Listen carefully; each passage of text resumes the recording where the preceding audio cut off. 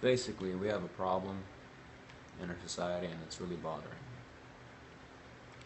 I'm seeing many people mutilating huge parts of themselves off, not physically, mentally, because what society's told them to do. And it sucks. And somebody should say something. There's a lot of research on it, but until I took this one sociology class, I really wasn't exposed to it. I only had hints of it. I only had seeds of it, and through this class, it kind of, blossomed, grew, whatever you want to call it. Essentially, people, we've been raised throughout our lives through religion, through tradition, through our culture, to to believe that a girl who's a virgin is worse or less of a person than a girl who's not a virgin, right? This is completely wrong. This is completely wrong, and this is why. In the industrial era, right? This is just one example. In the industrial era, you had a lot of the men working on top in the corporate ladder, in the hierarchy, in Weber's stratification and whatnot. Because the people work on the top, they hold down all of the women for whatever reason. Women were viewed as property. Women are not equivalent to men. Women should stay at home.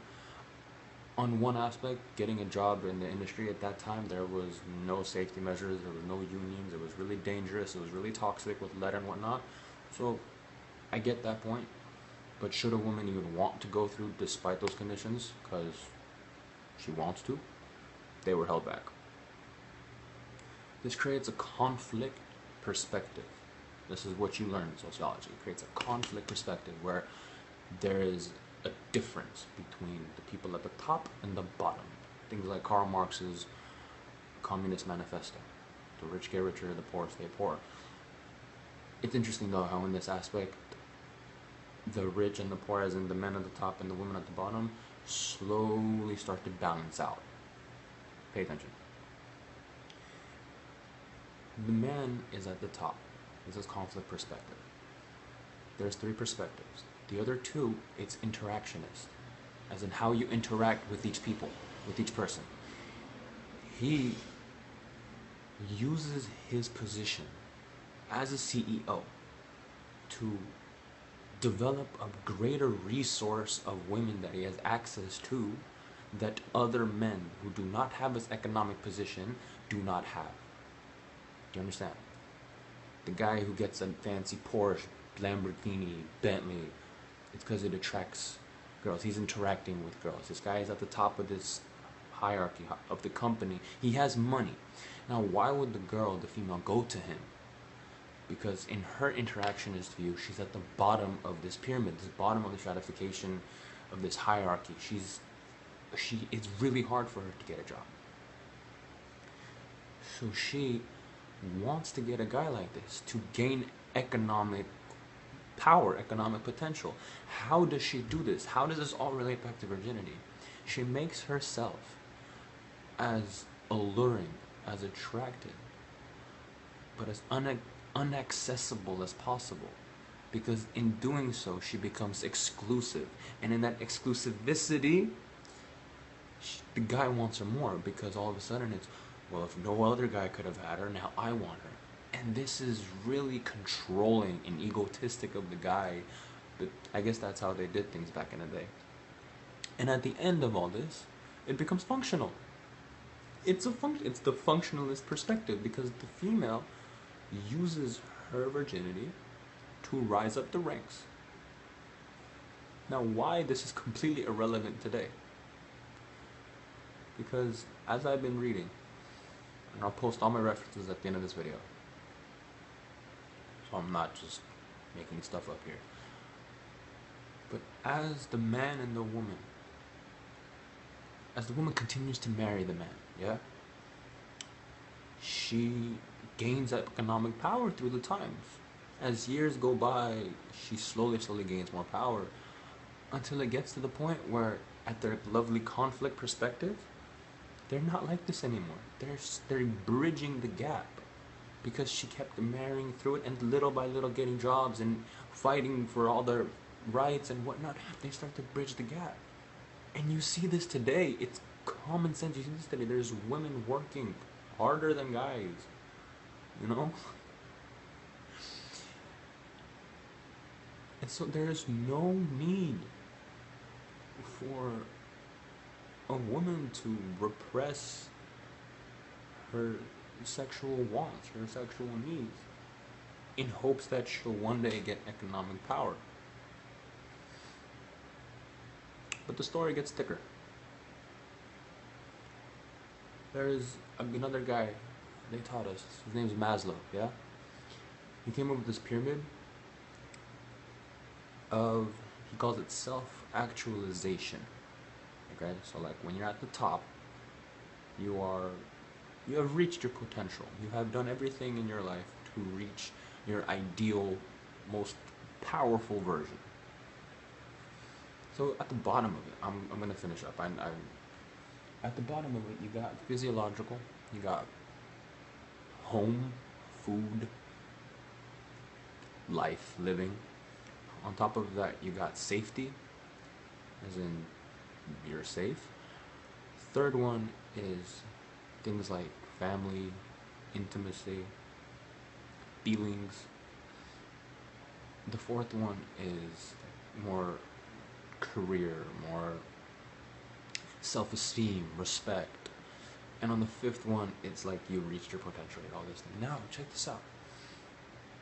If religion makes you feel bad for not being a virgin, if Virgin Mary was a virgin because she was pure and nice and good, indirectly saying that if you are not a virgin, you're bad. And there's dozens of examples of this. I'm sure all of us ought to know. I won't waste time going into it. Then religion is like a block. It's a giant obstacle for you reaching your ultimate potential. All for what? For sharing a part of yourself with somebody. For sharing a form of energy with another person. There is no word in the English language for somebody who's not a virgin. All we have is virgin. There is no other word. Isn't that? I think that's really interesting. I think that needs to be addressed. Because indirectly what we do is we just slander them with slut, whore, etc. They're all just stories that we've been told to believe. It's been inflicted upon us through ego of man, through circumstances of history. Anthropologists say Native Americans and like nomads, tribes, things like that had to have the woman be a virgin because they were paranoid that it was not going to be his kids. We have testing today. Have some trust in her. Finally, through family and whatnot, I've witnessed this a lot. They try to keep the girl like nice and clean and pure, but I really feel like it's a part of who you are, and it's important to experience yourself, be it good or bad, because it ultimately leads to self-knowledge, which is wisdom. And to mutilate such a huge part of yourself cannot be a healthy thing. And for all the mothers and fathers that are chaining, handcuffing their sisters and daughters, through fear, through shame and guilt, educate them and speak openly. And they're much better off to be safe. They're much, better equipped to not make a mistake, as opposed to putting them in a cage mentally and telling them they're no good if they ever have sex with a person. God forbid should she get raped. She's gonna feel used, which I've seen many girls like that. Their self-esteem is crushed and it's not coming back anytime soon.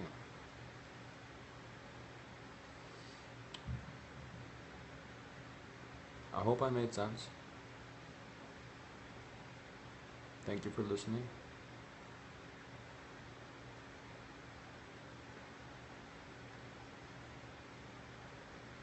Done.